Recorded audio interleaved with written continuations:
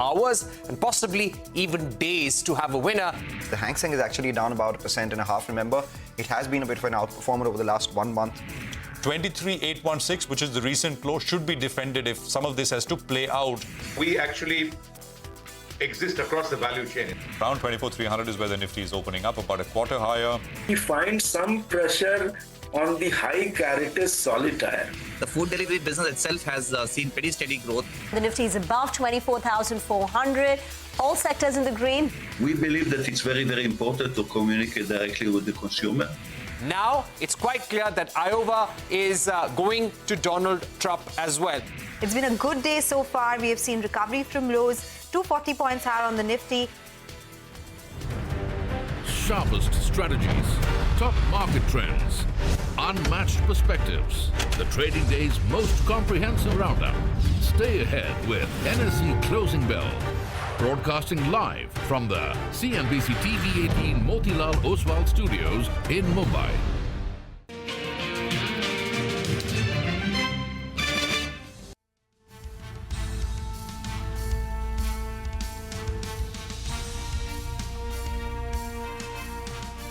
Well, that is the day so far. We're starting closing bell early. It's a historic day, and it is a red sweep as far as America is concerned. Polls were saying it's going to be close. Guess what? It's nowhere near close. The outcome is absolutely clear. Not only has Republicans won the presidency, they won the Senate. They've flipped the House as well, if you believe some of the projections which are coming through. So this is a historic day. Markets doing very well in the US, here in India, and around the world as well. I'm Prashant. With me, my colleague Surbhi and Nigel. Surbhi, hi. Hi, Prashant. And I guess this one time, markets got it a lot more accurate and right than pollsters, right? Because the kind of buildup that we saw on Wall Street overnight, the move in commodities, the move in global equities, I think the markets actually called it right. Markets called it right. They've been calling it right for the last few weeks, right? The Trump trade, so it's just be higher dollar, higher yields, higher equities. But as we got into it as natural, some of those were pared back because you don't know. The polls seemed very, very binary. But I think all that is now a thing of the past, and you've got a victor on your hands. So I just wanted to do this, and I think I'm paraphrasing Trump's mannerisms. The greatest ever, the grandest ever, The greatest ever, the grandest ever the victory. Election outcome. You heard him. By the way, guys, look at this. Nigel, check your screens. 1,000-point surge on the Dow right now. 1,000 points. That's what the pre-open Dow Jones rate is indicating. Well, I'm looking at the 1,000-point surge here in our mid-cap index. We're up close to around 2% or thereabouts. And, besides the move that we're seeing in yields as well as in the dollar index, I think from an India macro perspective, Trump is normally, what you align to negative crude oil prices, or there is likely to be a lid on crude oil prices, which is a macro tailwind. So I think among everything, it'll be very, very volatile. We'll have to see what he does next. But it's safe to say that crude oil prices, there'll be some kind of a ceiling to that, which is a macro tailwind, and it's good for Indian markets as well. Absolutely. So once again, let's actually look at some of the global reactions in terms of how global markets have shaped up, and then we'll come to India. Like I mentioned, US futures are absolutely rollicking away. The dollar trade has been so strong today. 105 is still evident on the screen. That's a 1.5% move on, one of the biggest widely traded currencies in the world. That's the kind of surge that we've had on the dollar. And if you look at the US 10-year yield, at the highest point, it was at 4.43 thereabouts, still retaining a move of about 4.4%. For us here back at home, it's been a very, very strong comeback by the bulls as well, and this is the second day running. So the question is going to be, is this a durable recovery? Now, have we seen the worst in terms of the October lows, finally making that low in November? Was that the durable low of our own correction or not? Right now, the screen's looking good. 2% up on the mid-cap index, as Nigel mentioned. Bank Nifty is a slight underperformer, but we have IT, we have a lot of other pillars that are firing away for the bulls today. Prashant, over to you. I've sort of moved across to the wall here, and you will hear lots of what a Trump victory means for the world, for markets, for emerging markets, for the US. And, that'll be something which we will continue to get to you. But, what I've done is just looked at essentially what Mr. Trump has said in his speeches, in interviews about some of the big stuff. which I think we'll all watch very closely. Now, he's had views straight up, same views for the last 25, 30 years, and he has believed that tariffs are a fantastic idea to sort of encourage your own manufacturing. You can go back to his interviews in the late 80s, 90s, and he's a tariff guy. So what has he said, going into this particular election? He's promised 10% tariffs on all imports coming into the US. He's sort of talked about something called matching tariffs. So, if you tariff American goods coming into your country, your goods coming into America will be tariffed at the same rate. 10% tariff on all imports. 60% tariffs, if you can go back to the last plate, 60% tariff on Chinese imports. That's point number 2. There you go. That's what I'm talking about. 60%. Now, we don't know if this is a starting negotiation or will we actually see 60%. Most believe it's highly unlikely. It's a negotiating tactic. Let's move to the next thing, and this is more relevant to US markets and US equities. He's promised to cut the corporate tax rate in America to 15% from 21%. And we just heard him talk about it in his victory acceptance speech, whatever you want to call it. He's promised to increase US oil production. Just from an hour ago when he spoke, he said, well, we got so much liquid gold. He was referring to black gold, oil. And he said, well, we can reduce our debt substantially. Drill, baby, drill, right? I mean, we've heard that phrase before. Some of the other stuff, eliminate taxes on tips and overtime. I mean, this got him a lot of favor with the working class in America. Deregulation, of course, has been a big sort of initiative. And Elon Musk, the richest man in the world, sort of, joining forces. He's talked about the Office of Government Efficiency. We don't know if such an office or such a title will be created, but it's been constant from both Donald Trump and Elon Musk, who's been sort of at his side through over the last 2 months or so in this campaign. And of course, the last one is immigration. That was a big campaign point, illegal immigration in America. They've talked about deporting illegal aliens in America. We'll need to see how they will actually go ahead and do some of this. What I put out essentially, I mean, all these points are what we may see with a sweep, which is, Trump president, Republicans controlling both the Senate and the House. This is scenario 2. I'm not sure how relevant this is now because we know for a fact that Trump is, although it's not been officially, all the votes have not been counted, but he is president. We know they've flipped the Senate. But the House, according to some, is still in the race. It's up in the air. We don't know. If it is a divided House, which is the Republicans have got the presidency and it's a divided Congress, remember, the president can unilaterally act on tariffs. But for fiscal policy, you need the Congress. If it's a divided Congress, which I think is not the case, it's a sweep most likely, and it'll be clear in an hour or two from here. What perhaps we see is tariffs and contentious negotiations, some of the fiscal bump, tax cuts, etc., that might take a bit of a backseat. But as I said, I think it's scenario 1 that we should work with and look at here as well. Let's actually welcome in, someone who tracks the U.S. elections closely, U.S. markets closely, and someone who's seen many, many elections. Ramesh Damani is member BSC, noted investor, needs no introduction really. Mr. Damani, great to have you with us here on the program. Thanks very much for joining us. It's quite a day. It's 3 a.m. in America. It's 2 p.m. here in India. And I mean, it's just been an amazing race. Your first thoughts, Mr. Damani, what are the implications as you see it with this kind of a sweep? Go on. Thank you, Prashant. I think it caught a lot of people by surprise. It's a clean sweep. I think he's got the White House, the Senate, the Congress. In fact, even the popular mandate, the popular vote has gone in Trump's favor, which hasn't happened many times for Republicans in the past. So I've said this before. You've heard of the Academy Award-winning film, The Last Emperor. He's going to be the first emperor of America. I think he'll be one of those unchecked powers in America. But before that, I would like to congratulate the American people. I'd like to congratulate Donald Trump for one of the historic elections and the peaceful transfer of power that we're witnessing. It's actually a majestic sight to see this transfer of democracy and how people vote. Absolutely astounding, remarkable, and in my opinion, one of the great comebacks in political history. I can only think of 2 comparable comebacks. Richard Nixon in 1960 lost the presidency, lost the governorship. 6 years later, he was sworn in as the next president of America. And Winston Churchill, 20 to 40, was in the wilderness. Then he led the Allies and became the greatest statesman of the 20th century. So 2 great political comebacks. This is probably the third. Mr. Damani, absolutely, and that's so well put, as always. In terms of themes that our viewers should focus on from a market perspective, what is your sense? I mentioned that drill, baby, drill, more American oil production. He's always said, well, we've got enough of this stuff. We don't need to import it, and we should do more. Of course, people who are worried about climate change may sort of differ with him in that sense. But he is all for increasing American oil production. Is that kind of the big thing for the rest of the world to begin with?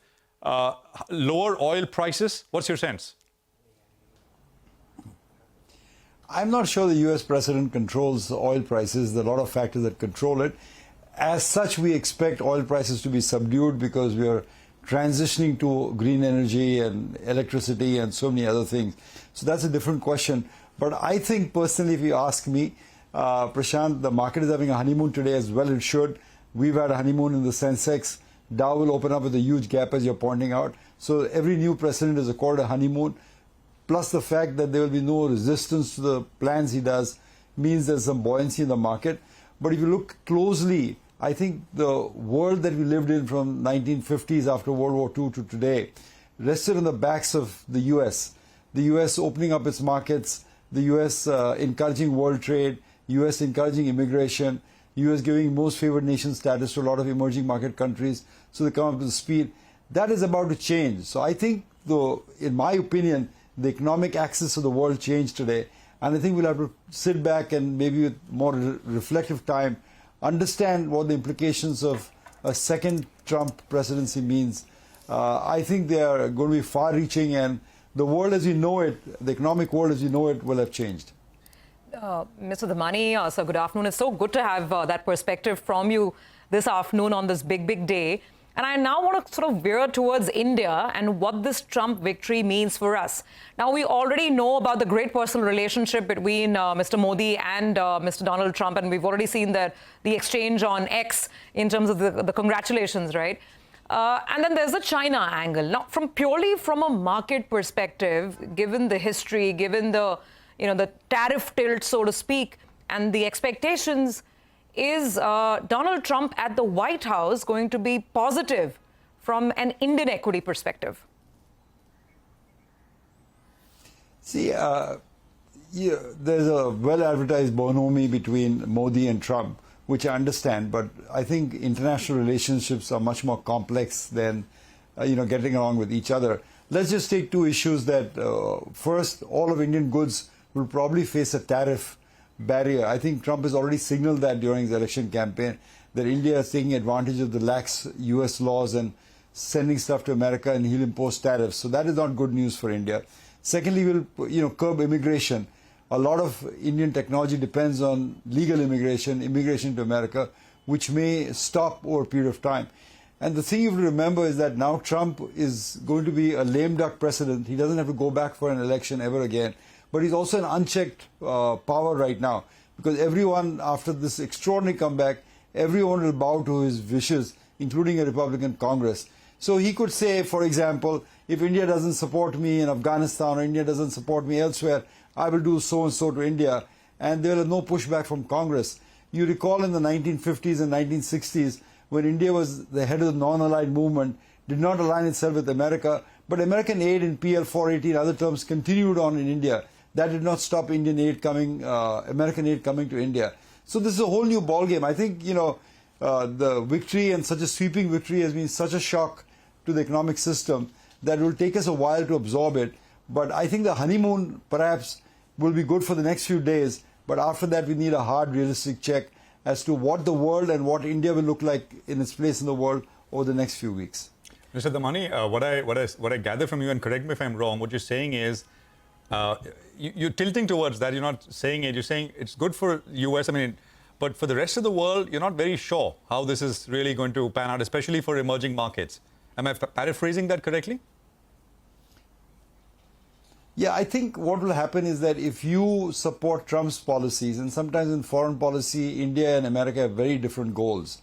But if you follow the policy Trump will be a friend of yours. But if you try and steer independent policy, you may find a vicious backlash. I think what would benefit, of course, at least in the first few years, is what we call the China +1 policy.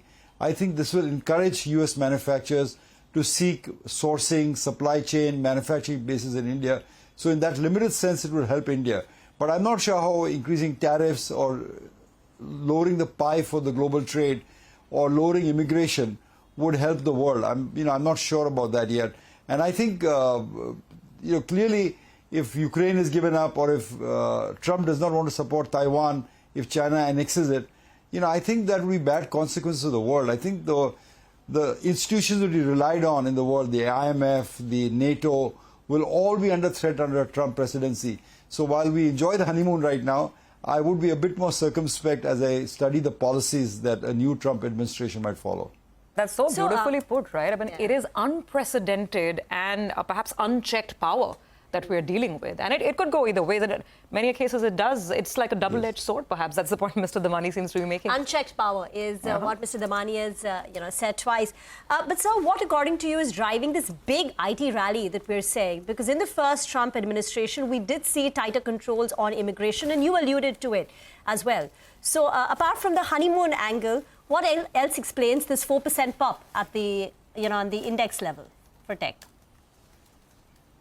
I'm not sure, but I think even a basic understanding of technology will make you understand that if you want your serious projects done, you have to come to India because it offers the software, the expertise, and the large-scale experience that your company might require. So I think that business will continue to do well, and ultimately, whether it's Trumponomics or whether it's America, you have to bow to economic reality of life.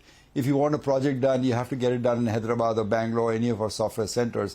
So I think that generally will be good for India. And I don't expect to see a major downfall in the technology spend space from America, because it is quite critical for America to remain ahead of the world. And if they want to remain ahead of the world in software, they almost have to come to India. And do you see any realignment that emerging market fund managers would do in their pecking order? There was a tactical lift to the exposure to Chinese equities about a month and a half back. Do you see, if you were an emerging market fund manager, what changes would you make till we get more clarity on the policies? I would look for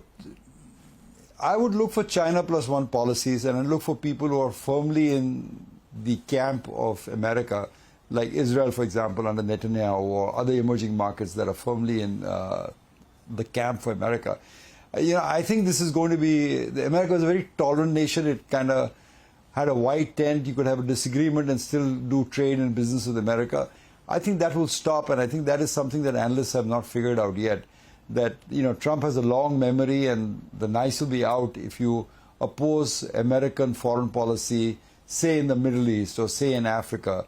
So, I think that trade will be dictated by supporting U.S. policy. I think that's a change that emerging markets are not used to. They're used to living under a big tent with America where you could have, disparate opinion. I think we need to give him time. I think he's going to be sworn in still 3 months away on January 20th.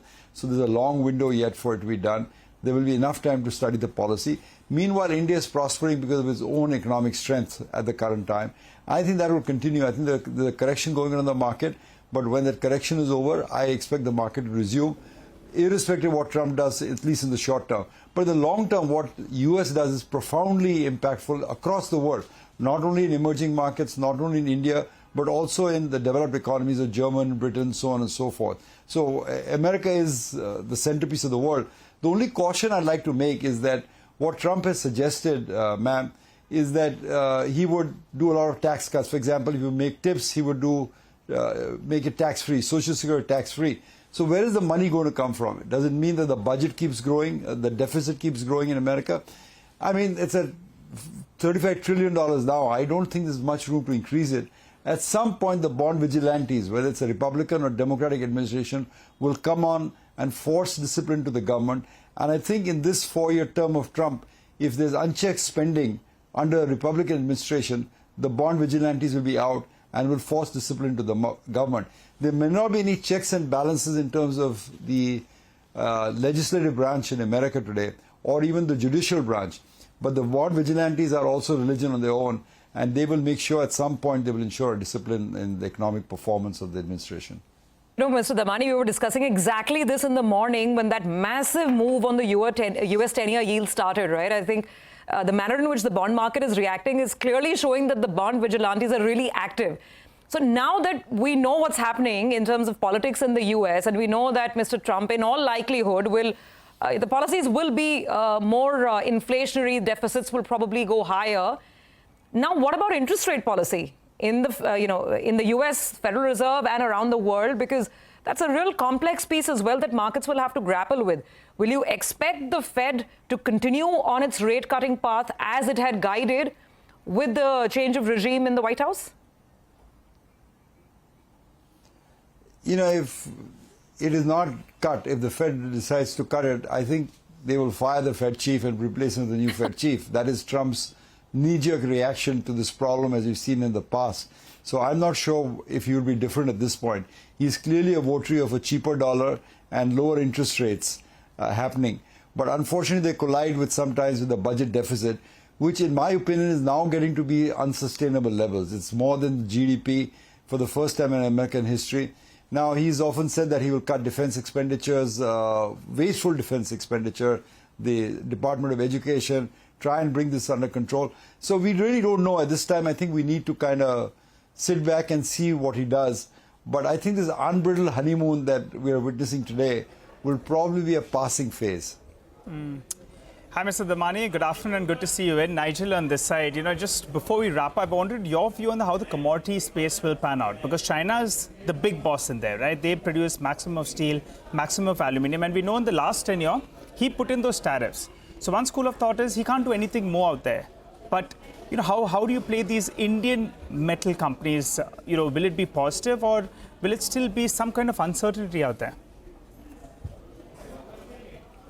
You know, I'm not really a metal analyst, so I will pass on that direct question. But what he has seemed to have suggested that he'll put a tariff from 20 to 60% on all goods coming into America, not necessarily goods, the complementary that India puts that tariffs or Argentina puts that tariffs. From what I understand, he'll put in all tariffs coming to America. His thought process being that the money raised through tariffs, which is of course a national sales tax, nothing other short of a national sales tax, but the money raised through it will mean that he can reduce the corporate tax rate. In fact, he sometimes wants to abolish the corporate tax rate in America. Now, there are twin sides to it. Of course, if you reduce corporate tax rate, it would unleash productivity, capital, employment, all these things. But there'll be a lot of inflation due to tariffs. So I'm not sure if that's a negotiating strategy that he's going to use or that's something that he's actually going to implement with, say, a few countries that he dislikes. You know, it's the ball's in the air as to what he's going to do at this point on tariffs in particular. But my feeling is that the last time we tried tariffs in the 1920s under McKinley presidency in America, it ended ultimately very badly in the Great Depression. I'm not sure most economists would agree with that policy at this time. Mr. Damani, you know, you said the honeymoon. We are in a bit of a honeymoon phase, but that will pass as it always does. As you kind of, it's kind of tough today, especially because the results are out today, to separate, you know, the U.S. elections with what the market is doing. But in a day or two, it'll become old news. You know, with the near 7-8% drop that we've had from the highs, Mr. Damani, how are you liking market valuations, levels? Are you still a little cautious here? Yeah, Prashant, great question. I think it seems to me that the market wants to spend some time in a time and price correction. I'm talking about India now, that we want to spend some time and price correction. So in effect, we've made the highs, I think, for the year. And I think it'll take 2-3 months for the market to consolidate and then go back towards the old highs. I feel that what we are witnessing is only a correction of bull market, not a reversal of the bull market. And part of the reason I'm telling you the screen looks much better in the last few days. Stocks have made new highs. The mid-caps have again started performing. So the scared feeling that we had that maybe the market has topped out is probably unwarranted in India. I think the market is just moving sideways. Might spend 2 months, might spend 4 months moving sideways before it goes back and tests the old highs. And I think it's correct only because of some underperformance some problem. Market has corrected, which is good. We want a market that, retains healthy and retains a good sense of valuation. So having studied the market over the last few weeks very closely, I am sitting on a little bit of cash personally, but I'm very uncomfortable sitting on cash. I'm trying to look and invest back in the market, but you want to find the appropriate valuation to invest in. So while that game goes on, I feel the market will probably consolidate for the next few months. But just a few areas, Mr. Damani, which, again, sorry, I'm pushing you, and you don't have to talk about stocks or anything, but just 2 or 3 themes, right, which in my conversations, it came up. Pharma came up with, especially companies which have got manufacturing facilities in the US, not outside, because now, exporting in perhaps incrementally maybe a little tougher, but capacities in the US, so those are companies. I mentioned oil earlier. Somebody just messaged me saying, well, what happened with defense? And you know it better than anyone because you were you flagged it off the earliest. The gentleman points out what happened with defense perhaps is now going to happen in oil. Big re-rating moment. I don't know. I don't know if you have any thoughts. And so these are the kind of, people are just trying to work out what are the slightly medium to longer term implications. Any thoughts at all, Mr. Damani? You said you don't want to sit on cash. It's uncomfortable feeling. So, yeah, go on. Yeah, I mean, we've all of us in the markets who came in the 80s, 90s have made our money because we remain invested and we rode out the volatility that came with India. In the last 25 years, you bookended between Y2K and the COVID pandemic. And at the same time, you decide to get too smart and get out of the market. I think you lost on some great money-making opportunities. So we basically understand we want to remain invested in the market. We want to ride out the volatility. I think there's a risk in not investing rather than in investing. But sometimes you sell some overpriced shares. You want to buy some other shares. And I think I'm in the transitory phase right now. Speaking particularly about the defense companies that you mentioned, I think in America, for example, I think defense industries will take a knock because I think he will stop the exports to Ukraine, which has made them work double time, extra time. And I think it will be more for domestic consumption rather than export consumption. I'm not sure, but I think defense will probably cool off in America. In India, I think if you look at some of the shares, I think they will probably come back. I think the earnings have been good. The order books are pretty visible. Some of the companies will probably do fine at this point, in my view. In terms of oil, I'm not sure how to play this. At this point, oil prices will remain under control. So you'll have to kind of think and see what will happen based on that. But, there is some terminal value to an oil business also.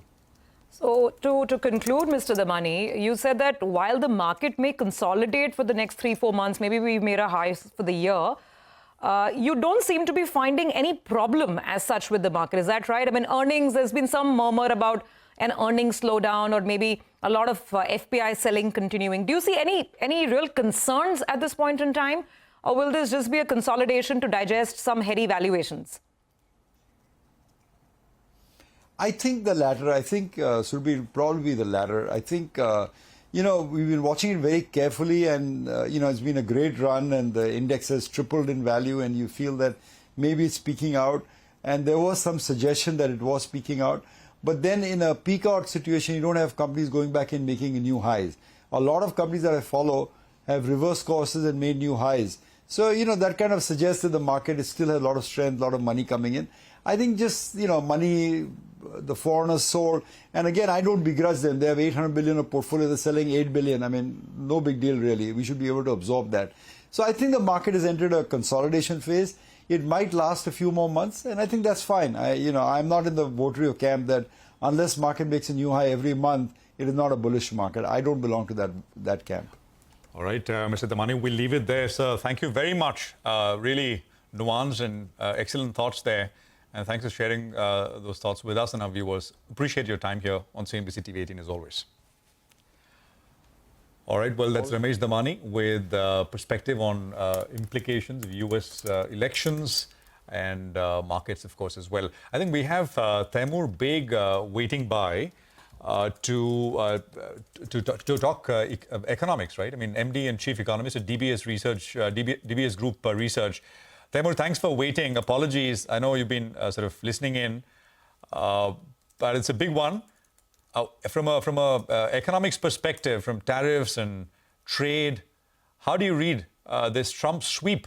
And it is a sweep because he's got the Congress and he's got the presidency. No, he doesn't. He doesn't. Let me correct that. You guys have been talking about it over and over again. That's not correct. He doesn't have the House. It's still too early to call. The Senate, yes. The presidency, of course, historic. But don't say sweep. It's not correct. Maybe it will be at some point, but not yet. In terms of aren't they already calling? No, No, absolutely not. Okay, House has many seats, waiting to be decided in the West Coast. It'll take weeks, not even today or tomorrow. Okay, all right. So we won't. It's yeah, sure. So presidency and Senate. Go on. Implications of the election for emerging markets. Go on. Right, and we should not sort of separate economics and markets. They're intertwined.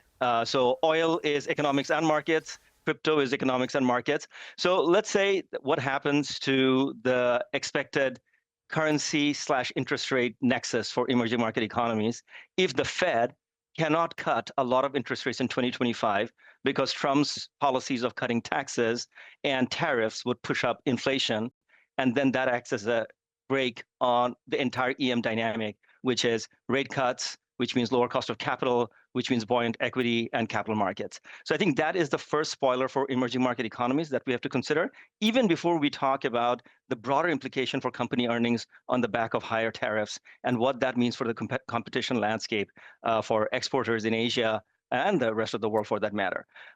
So right now, I think we need to be very careful about saying what is good for the US. Is it necessarily good for the rest of the world? I think Mr. Damani made some very good points in the discussion that you were having earlier, that the post-Second World War setting was one where the US was sort of the rule-setting body, was promoting multilateralism, open markets. And over that dynamic, you basically had a situation where what was good for the US was good for the rest of the world. It is not clear in an America first, inward-looking policy of Donald Trump, what's good for the US is necessarily good for the rest of the world. So when we talk about Trump trade, we talk about strong dollar. That means EM currency is under pressure. When we talk about Trump trade, we talk about lots of treasury issuances, which may be good because it's basically a result of lower taxes for Americans, but it will probably mean higher interest rates for the rest of the world. When we talk about immigration-related issues, again, going back to Mr. Damani's point, it might be great for some workers who faces less competition from immigrants, but for the rest of the world, it's a more restricted U.S. market access, and that's a problematic thing. So we will take the U.S. rally, of course, in our strides. Most of us and our clients are long U.S. assets, and it'll be great with a strong dollar and a roaring equity market. But when we talk about the world as a whole, I think the impact has to be seen with a far greater degree of nuance. Taimur, hi, afternoon. You spoke fewer rates by the Federal Reserve in 2025 because of inflationary concerns due to Trump's policies. So how many do you think we now should expect realistically? I think we should wait till Friday morning when we hear the Fed's commentary. Again, alluding to the earlier conversation, Powell has to be careful. He has a job to protect. And if he sounds too hawkish and starts saying that, we'll have to be very data dependent and have to see the path of fiscal, I think his job will be on the line. So I think that the Fed itself would be very cautious in revising down or guiding the market down with respect to rates for 2025, because we also don't know. I mean, let's also give Trump some breathing room. We can't force our narrative of fiscal irresponsibility right now. He needs to get elected. He needs to have a budget. He needs to pass legislation. Then we will see. So till then, I think a couple of rate cuts in 2024 and some rate cuts in early 2025, that story remains intact. We're not talking about inflation jumping today. We're talking about inflation being a concern for the medium term if indeed fiscal policy is not responsible. So we think that a couple more rate cuts, which will take us to 4% Fed funds rate by the end of this year, is still on the cards. We think that at least 50 basis points of rate cut is on the cards for the first quarter or the first half of 2025. Do we go down to significantly below that? That is the big question. Do we go down well below 4? Do we go down to 3.5, 3? Could have made those arguments a couple of months ago. Fed was also sort of supporting that narrative. I think that narrative is under a great deal of challenge. Okay, all right. Taimur, we do have lots of other questions for you, but we have to take a quick commercial break, so we'll do that. Markets continue to surge, 24,500 on the Nifty. Take that break and we'll come right back and tell you more.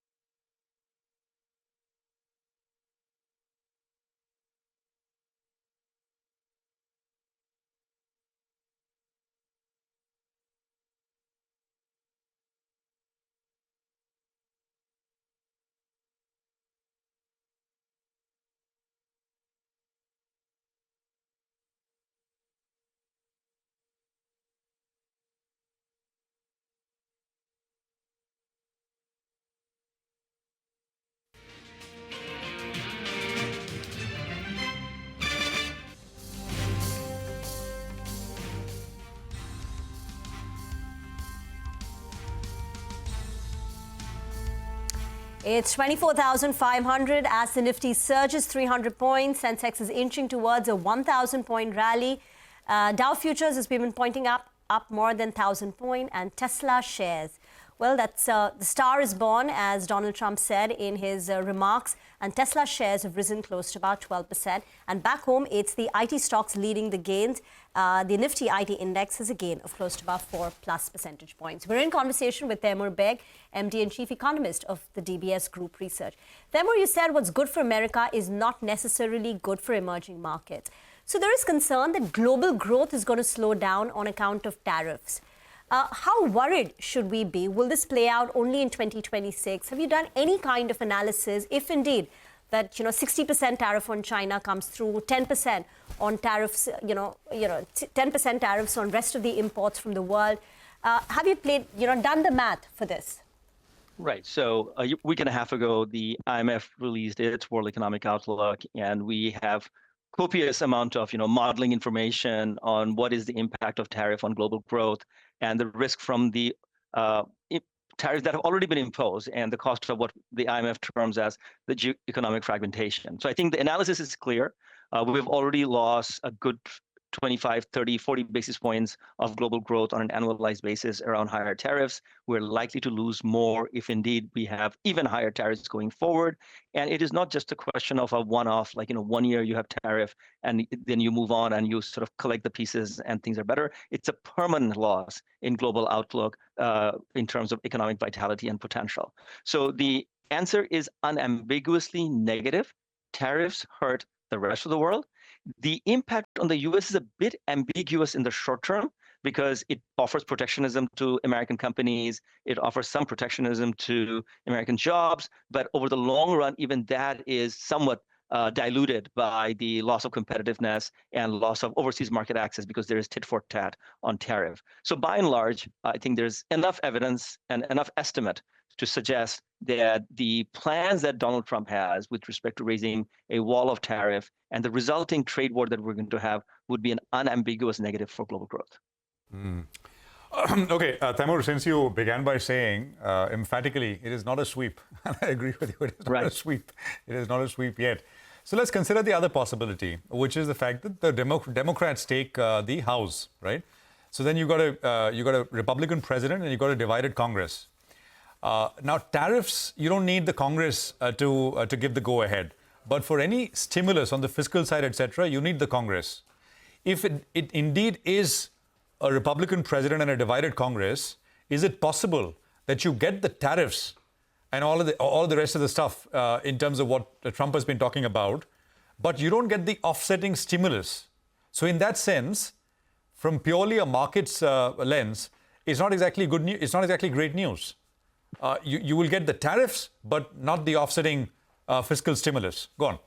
Right. So if I were a fixed income investor, a divided house would be music to my ears, because as you can see already, the action that we have seen in the fixed income market, the sharp steepening in yields that we have seen over the last few hours suggests that the market does expect Trump to be emboldened and be unchecked. And as a result, U.S. fiscal will go for a toss. It's already in bad shape. It'll go worse. And therefore, we will expect well north of 4% 10-year yield and perhaps close to 5%, even higher than that 30-year yield. So that would be a major tightening of financial conditions at the long end of the spectrum if we see the House, the Senate, and the presidency all with Trump. Whereas if we do see some degree of check and balance, we would expect a modicum of fiscal responsibility. And therefore, as a fixed income investor, I'd be a little more constructive. On the equity side, it is very clear. If Trump is riding on the back of large corporate income tax cuts, it would be great for the margins of companies, U.S. listed companies, and they will therefore profit handsomely. And that is what the market is pricing in. If we cannot have those things passed through the legislative route, the outlook for the equity market is a bit mixed. For U.S. dollar investors, Trump's ability to impose tariffs independent of the House and the Senate outcome means it should be a long U.S. dollar story, because tariffs would mean other countries will have to weaken their exchange rate to balance out the loss of competitiveness because of tariff imposition. So I think the dollar, the equity, and the fixed income space have fairly different sort of implications for investors depending on the U.S. election outcome. But on the dollar in particular, doesn't really matter. Trump has all the power. The dollar should rally. And where does this leave the Fed, Taimur, to round this up? I mean, it's a real complex situation, right? Yields are rallying, prices are falling. There's this whole deficit situation that's become very real now. What about the Fed? Right. And we should definitely put the Fed discussion in the context that it is not all about Trump.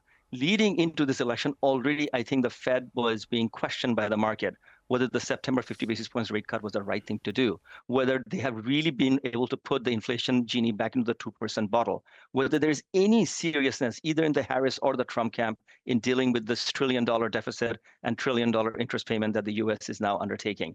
So I think the November meeting, starting tonight, going into tomorrow and the day after, would already been subject to that sort of questioning, independent of the election outcome. Now we have another layer of complexity with Trump getting elected, and I think it was rightly alluded to in the earlier section. He would certainly demand lower interest rates from the Fed, regardless of what the macro situation is. If the macro situation is indeed one of strong earnings, strong wage growth, strong employment, and sticky inflation, how can the Fed go out and convincingly cut rates by 100, 200 basis points? It cannot. So that's where the seeds of the conflict is being sown as we speak. But that issue would have been there even without the Trump victory. It's just exacerbating or compounding it further. What's for sure is that I don't think anybody would envy the U.S. Federal Reserve Chief's position right now, given the absolute stark contrast and the complexities that are playing out after this election mandate. Taimur, thank you very much for joining in. Really appreciate that perspective. And we look forward to more conversations as some of these policy issues become a little more clear. Well, since we're talking dollar yields and the direction of the Fed, let's take a look at what all of these news events from the morning and this big verdict, what has this meant for commodities and for crypto? There are some very stark moves going on out there. We have Manisha with the latest. Manisha, busy day, should I say?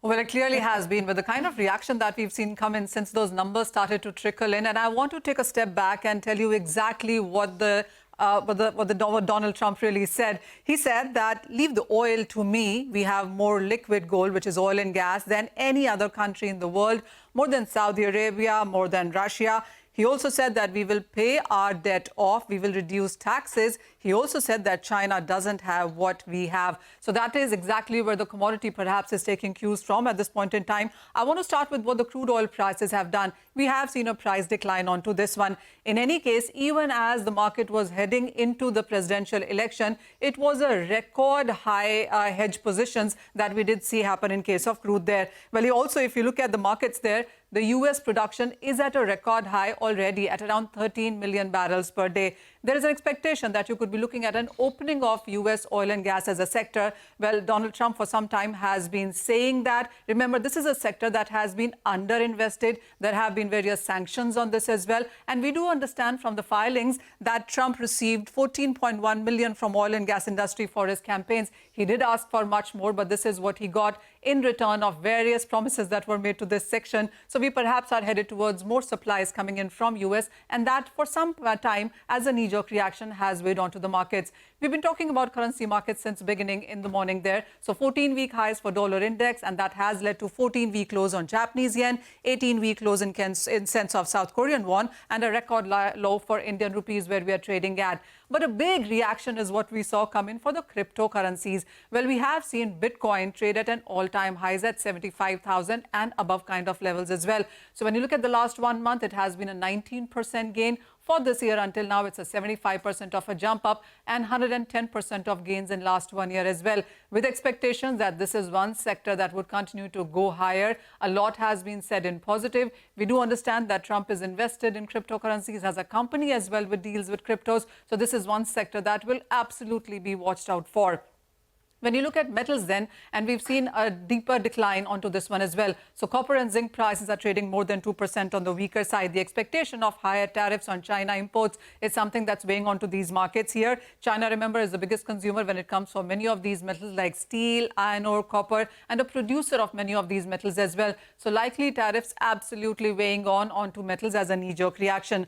I also want to talk about gold and silver, where also we have seen a decline come in. Well, remember, it has been a lot of uncertain trade that we have seen in precious metals. What would happen? Who would come in? How will the policies change? That premium seems to be going off right now. So the dollar strength and the uncertainty out of the way, we understand that Donald Trump is back in here is what is weighing on. This is a chart where that tells you in the last presidency when Trump was in the White House on how the gold prices behaved. The day he joined in, the gold prices were at 1,200, and the day he left, it was at 1,840. We have seen again in that year, we already are trading at an all-time highs right now, so it would be interesting to see on how the gold moves from here on. But even with all of this, now the attention moves to the PBOC, where we have seen monetary policy supportive as a stance continue. It would be interesting to see on what Fed does tomorrow. And then China Congress meeting and the announcement on stimulus, would that come in from 7th and 8th? So all markets would now start paying attention to this. And what we get out of here is what will decide on where this weekends.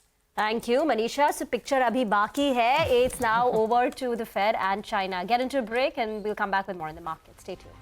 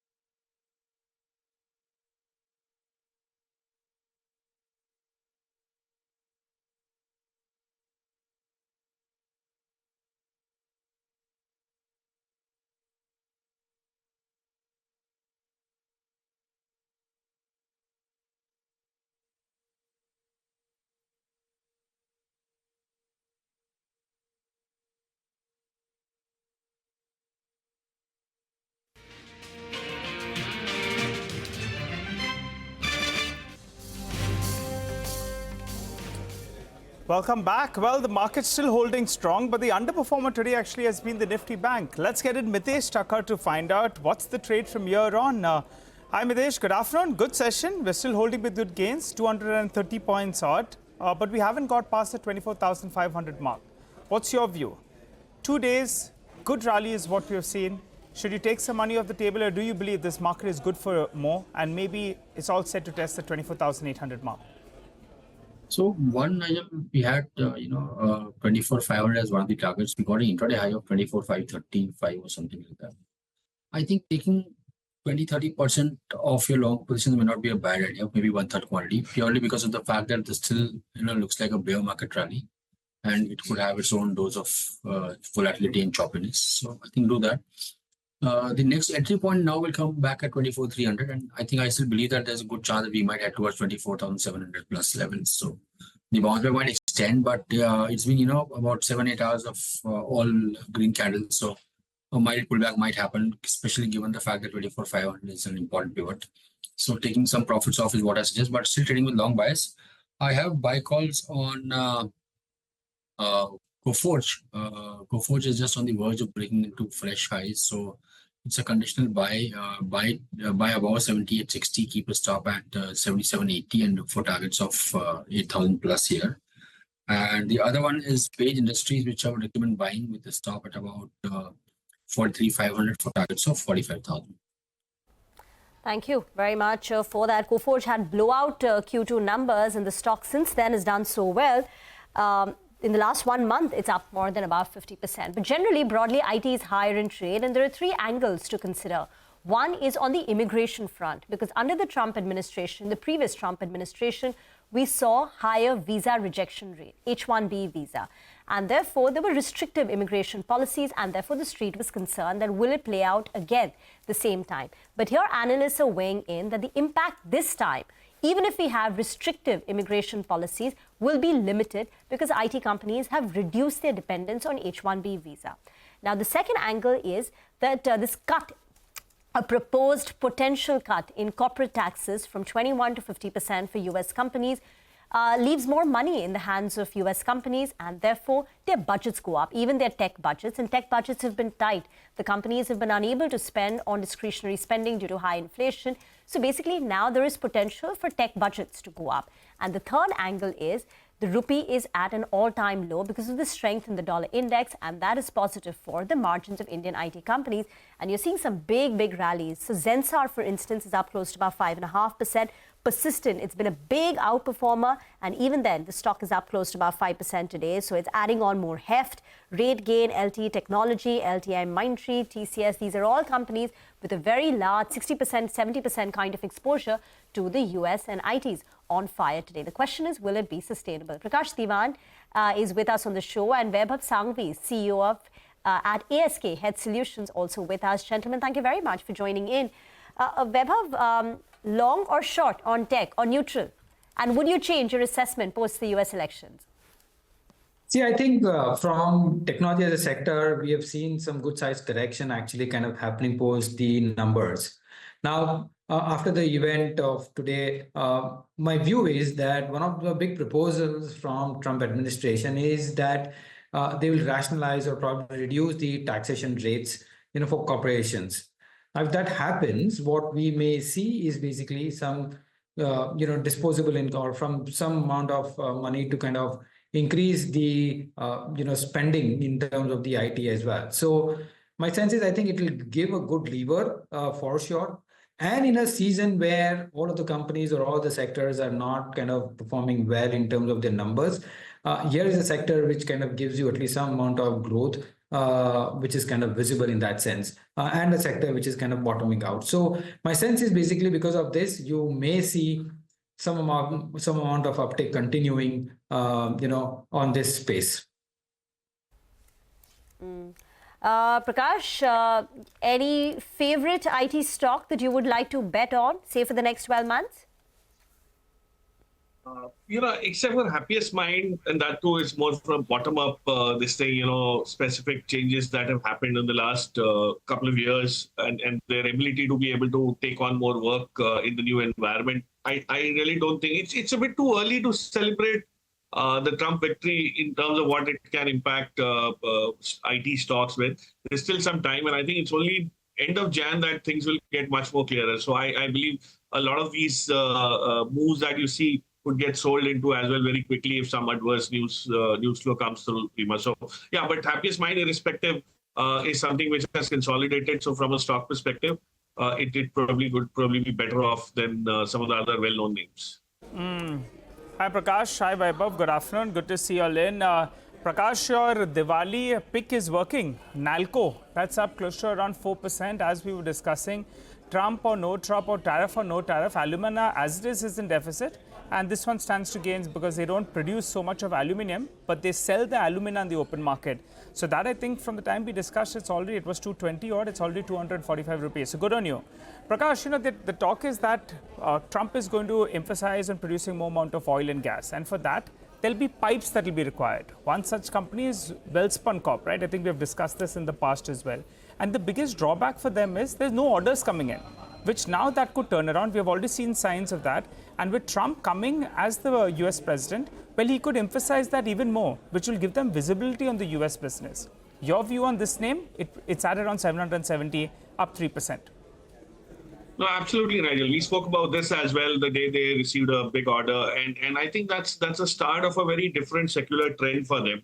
His statement that leave oil to me very clearly tells you a narrative that would build up for the next 4 years where they have reserves. They need to start putting that to use.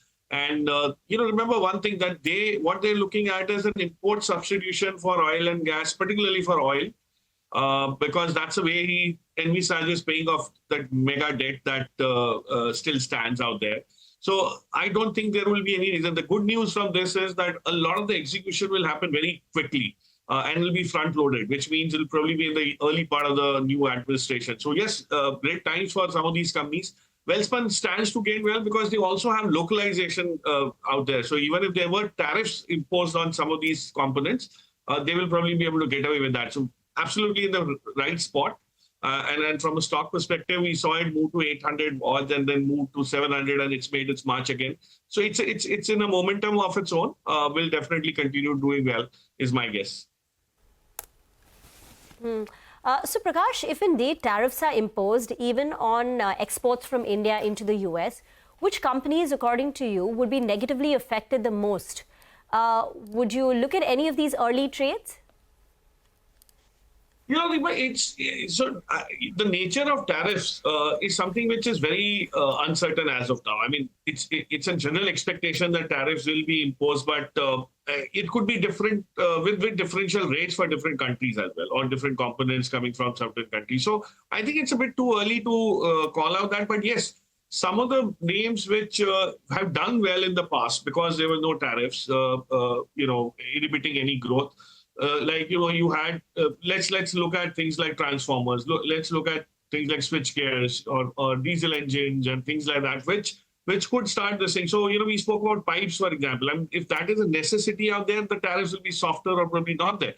So I think it's a bit too early to start looking at those things. But I don't think India will have the lion's share of the impact in terms of the tariffs as and when they get imposed. So it probably could get away with it on margin. But it's too early, as I said. It's only Jan that you'll probably get to know a lot of these things. But before that, market could probably take a different turn as well.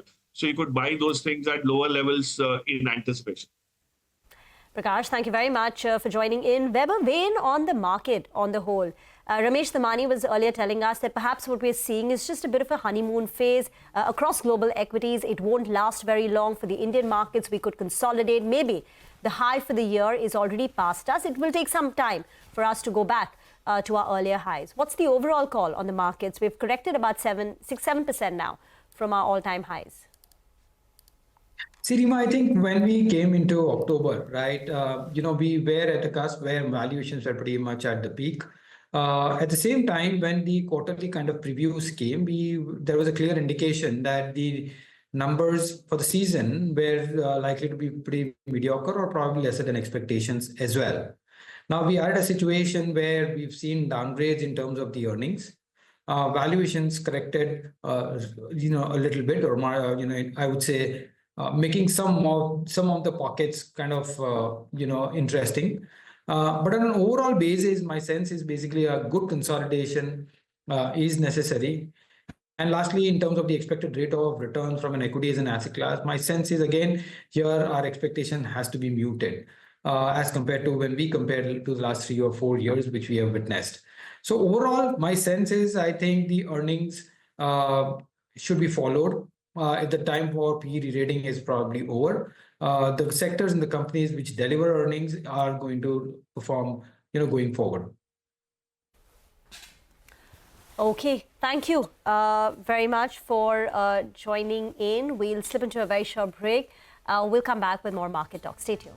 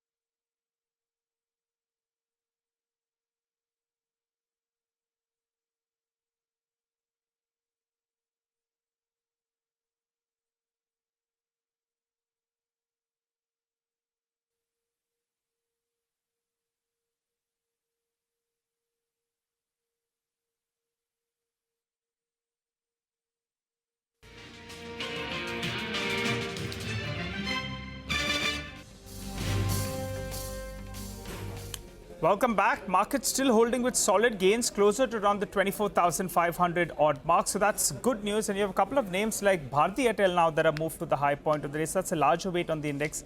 It helps when it moves up close to around 0.5%. It was less than 1% higher just around 5-6 minutes ago. But a good time to go to D-Street Chatter. Nimesh joins us to tell us what is he picking up. Nimesh, beautiful trading session. Last two sessions, getting into the weekend, everyone was saying 200 DMA is coming, it's coming for sure. The bulls have turned it around. Absolutely. The second day running in a very strong pullback. And the good part today is, today's pullback, Nigel, is backed by FI buying as well. I'm saying this because there are buy flows and after a very long time, because for the last many weeks and months, we are seeing aggressive selling from the FIs, right? That seems to be a bit changing now at the margin. So today's FI number could be quite critical and important to track.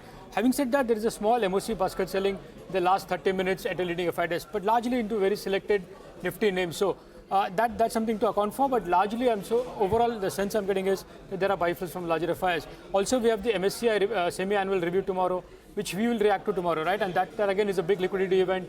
Over $2 billion of inflows is expected for India. So again, that's going to be quite positive. Again, from a sector point of view, technology, of course, is the biggest sector today. Index is up 4%, but metals has seen a big buying interest back, right? So that's one sector to track. And from the fact that now that Trump looks like he's won it and he's going to be the new, president there. A couple of other sectors which could be in the limelight is one, of course, is CDMO players, which especially have US assets. So those companies are likely to do well. You spoke about Welspun Corp. Again, those kind of crude ancillaries is expected to do well. So that's the sector where people are finding for value. But from a technical point of view, I said this a couple of days back, right? 24,070 is a very crucial level. Now that we are above those levels, I think on the downside now, that becomes a very crucial support to track. So at least from the time being, so one big event is out of the way. Couple of more events to watch out for, which are supposed to be binary events, so that's something to track. But looks like after what we saw in US elections today and the kind of momentum we are seeing, the momentum is likely to continue, at least is the feedback, and the fact that there is a FI buying as well, at least in today's market. Okay, interesting. Nimesh, what about individual stocks? Well, so the first name on my list is BHEL, a big move on that name. We've seen a stock correcting in the last many days, but today seen a big rally on good volumes as well. The street is anticipating some large order wins for BHEL very soon. Now, NTPC has already announced capex of close to 80,000 crores. They're setting up 3 new thermal power plants. So, BHEL is expected to win one of those orders. But additional to that, there is a buzz that BHEL is likely to back a very large order very soon. The second is Cipla and Dabur. Both, are seeing there is limit-based buying orders from larger FIs in today's market. So watch out for those as far as delivery-based buying is concerned. The third name is Kotak Mahindra Bank. Within the private bank, this is one stock. It's been pretty much range-bound in the last many days, but now it looks like there is fresh buying emerging in Kotak Mahindra Bank. And of course, the big catalyst for the near term would be the RBI relaxation, which has been speculated for a while now. And the last is Indian Hotels. Just before the earnings tomorrow, there is a bit of buying interest. While the stock is buzzing, there is selling from larger FIs, is what I understand, in Indian Hotels today. Okay, all right, got that. So lots of buzzers on the radar. Nimesh, thanks very much for getting us the latest. We do have to take a quick break on that note. We'll come back on the other side, get some final trading calls going, and of course, a final look at the markets before close.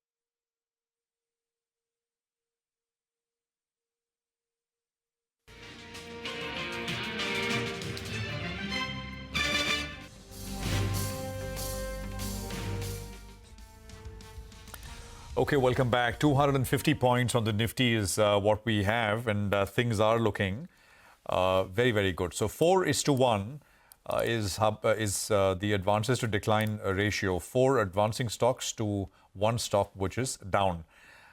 We've not talked, I think, individual names, so maybe we can quickly pull some of these up. Dixon is up 9%. It's the top #1 volume-led gainer right now. Just these 8-10 stocks if we can put up. Piramal Pharma is another one, 7% higher on Piramal Pharma. Huge volumes. Keynes is another one. I mean, actually, these EMS seems to be a bit of a theme. 11% gains on Keynes Technology.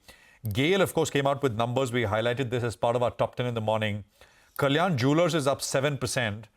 So that's a very actively traded name, 5th largest volumes. There is Tejas Networks, which is up 8%. Big volumes here again. Look at something like Adani Energy Solutions, 6.5% on that one. Tremendous volumes right now. eClerx is up about 8%. KPIT Tech is up 7%. Rima did highlight some of these IT names earlier. Supreme Industries, 7%, started higher and stays higher. One more EMS name, Sirma, which has had a phenomenal run. I think about 6-7 days back was about 370. It's closer to 600 now with today's 10% gain. NIIT Limited, Skipper Limited. I mean, actually, it's a very large volume day. So sort of one-sided kind of advanced decline ratio, but backed by solid volumes as well. And of course, this comes on top of what we saw yesterday already, that very, very smart pullback from the day's lows. Mitesh is with us. Mitesh, thanks for joining us again. Before you put out your trades, I mean, I just wanted to ask you, do you think, as Ramesh Damani was telling us earlier, it's a bit of a honeymoon phase which will pass? Or, we've already kind of, in a way, paid the price with that 8% fall from the high, September highs. What's your sense? So I think, I'm not very sure if the entire fall is done with. Looks like one leg of the fall was done, and now we are going through what I would call as a pullback to this entire move. We still don't have indicator setup which suggests that, we should start, that everything worse is over and we should start getting into, or at least retesting the earlier highs. I don't think that is happening. So we'll take this as a pullback for the time being, but yes, trading with long bias, given the fact that the pullback could possibly extend a bit more. And, 24, 750, 800 looks a very logical target to begin with. And then if there's more strength around those levels, we'll then revise it upwards. But for the time being, staying with long bias, I have a BTST call on Syngene. I think, that's also a recommendation to our clients. There's special interest.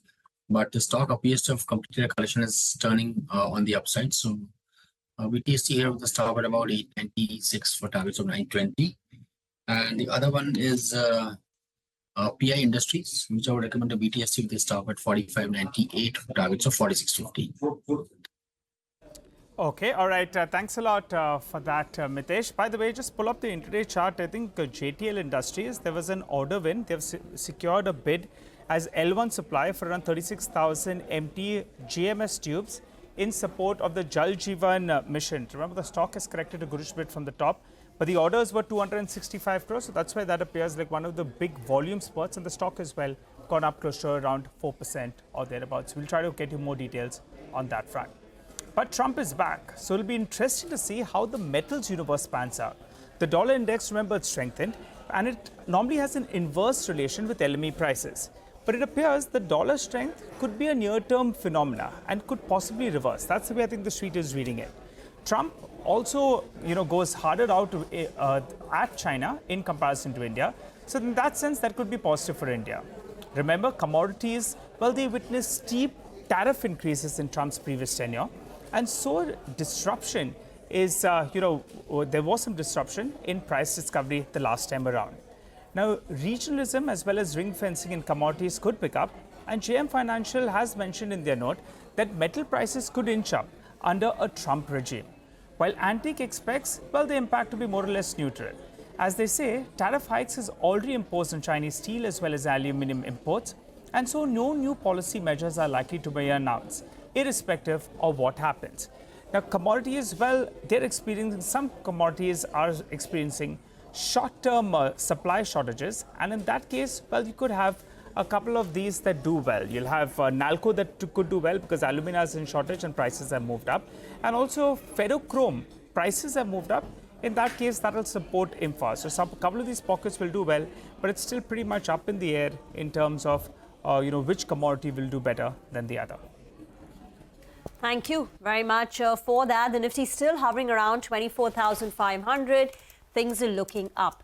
But what implications does the US election victory for Donald Trump have for India and India's macro situation? Earlier, my colleague Ritu caught up with the Chief Economic Advisor, V. Anantha Nageswaran, and talked to him regarding the outcome, India's GDP growth, as well as the credit growth slowdown seen. Listen in. He has been a president before. We all know what are the policies he stands for. There are many areas where we ourselves are working on which will be in line with their policy agenda. So I don't see a major discontinuity or dislocation from the Indian perspective. So that would be my baseline scenario. All right. Coming back to India, in July the economic survey spoke about 6.5 to 7% kind of a GDP growth. The RBI is talking about 7.2%. The IMF is talking about 7% for the current fiscal year. But there are murmurs, if you talk to economists, that perhaps some of these projections are a little more, less conservative than they should be, given the mixed economic indicators we're getting. What is the number I can't speak for others' forecasts, but even in our latest monthly economic report, we did stick to the 6.5 to 7% range as the likely real GDP growth outcome for the current financial year. So as far as we are concerned, in a way, our forecasts already account for some of the high-frequency data indicators that we have been seeing lately. But 6.5 to 7 is a wide range, because a lot of economists on the street would say perhaps we may not touch 7% this year on the base of 8% plus growth last year. That is possible, but I don't want to, because we have given ourselves a wider range. Whether the outcome falls at closer to 6.5 or closer to 7, I think it is still, we have still half a year to go.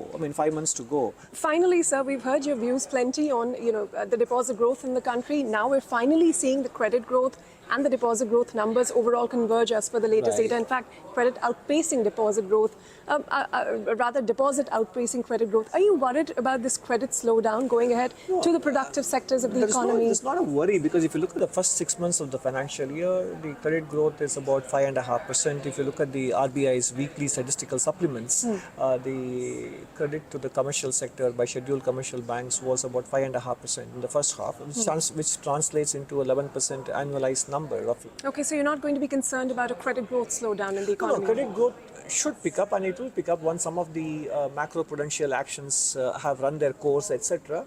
And also the credit growth may also have been affected by the fact that economic activity was affected by the monsoon rains and so on. So as economic activity picks up again, I think credit growth may also rise.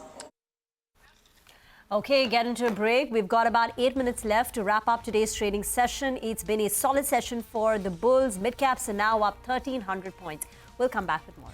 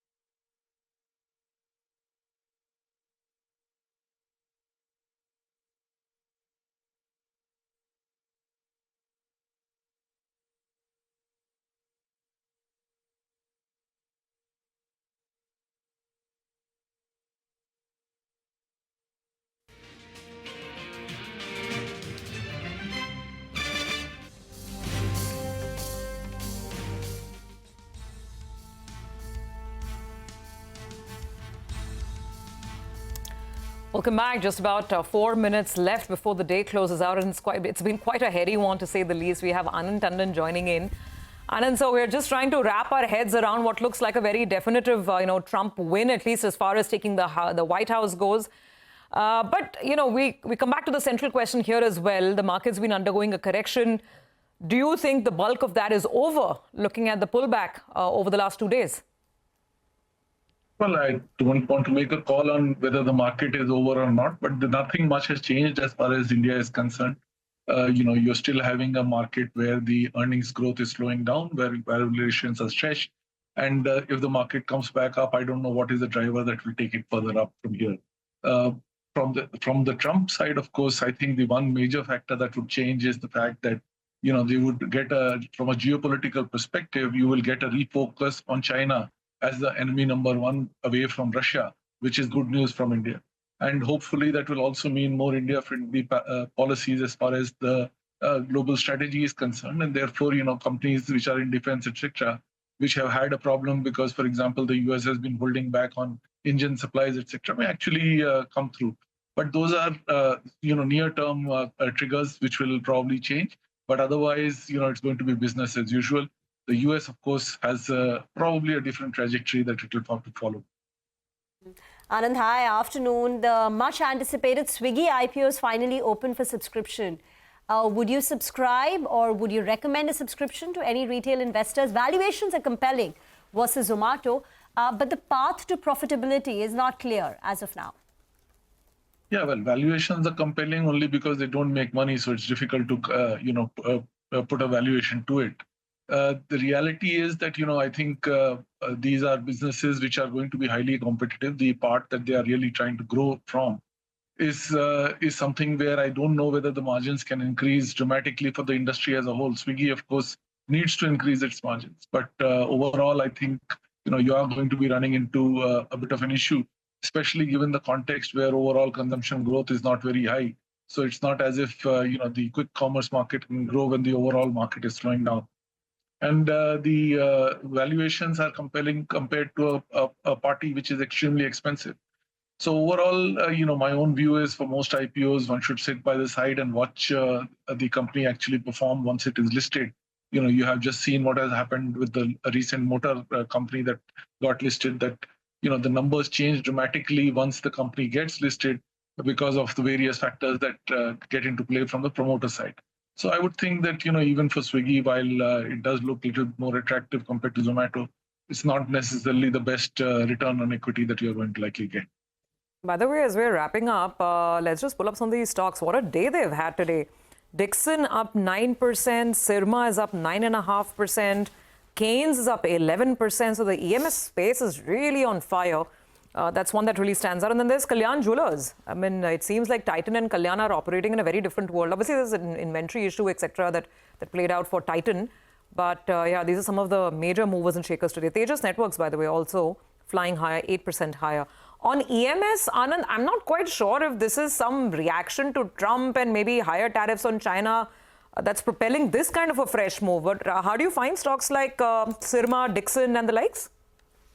Well, like you said, I think most likely what explains this move today, of course, the entire market is up. So to that extent, you cannot be particularly selective, but it's likely that because one expects to see China in the crosshair for Trump, that, the local companies have a potentially better market to which they can export. So from that perspective, these companies can obviously have a better outlook. Overall, I think this business will continue to grow fairly rapidly. The issue I've always had is the very thin margins that they operate in. Some of them, of course, have better margins, but by and large, the value add is still fairly low. That said, some specific companies are well positioned, especially those which are doing higher quality EMS of the likes of Syrma, etc. May actually, I would hesitate to say that they are well priced, but overall, at least the business outlook looks quite promising. Thank you, Anand, for joining in. The bell is gone, and the markets today have extended their rally from yesterday. The Nifty is closing just shy of 24,500. A powerful 280-point rally on the Nifty. Sensex gaining about 950. This is in reaction to the US election. verdict. Remember, Donald Trump has claimed victory, and perhaps he's all set to be the 47th president of America. All sectors ending in the green, but the biggest gainers were IT. The Nifty IT index ending up close to about 4%. This is followed by real estate, PSCs, the public sector stocks higher in trade. Broader markets outperforming, the mid-cap index up 2.3%, while the small-cap index gaining more than 2% too. Okay, well, today the broader markets really were on fire. We just named some of those stocks that were, higher. The likes of Keynes, Dixon, etc. That was definitely one trend that played out. There's also eClerx about 7.5% up. KPIT Tech about 7% higher. Piramal Pharma 7 to 8% here on this one as well. Lots and lots of movers and shakers. And then there's GAIL. Obviously, the market was quite optimistic about the second half for this company. 6.5% on GAIL. Zomato ahead of the Swiggy IPO, 6% up here as well. And Cummins managed to turn around quite nicely after the conference call happened. So this is how it's played out. Hindustan Zinc, by the way, where there's an offer for sale underway, that stock was down about 8.5%. And a good day, let's not forget, for a lot of these PSU names as well. BHEL, BEL, NBCC, NHPC, SAIL, NALCO, RVNL, I'm going on and on. 4% to almost 6-7% on some of these names today. Surabhi, you reminded all of us that there is only one event this week is done, US election. Exactly. So we still have to hear from China and then FOMC, which is on Thursday, right? So it's just the middle of the week. Just done with one, 2 more to go. So yeah, I mean, and those are important as well. So it's a busy week. But for now, we'll say goodbye here on this edition of Closing Bell from all of us here. Goodbye. Thank you for staying with us. But Nigel and Surabhi will take you through markets forward. We'll play out some of that fantastic opinion we got from Ramesh Damani earlier as well. Stay tuned.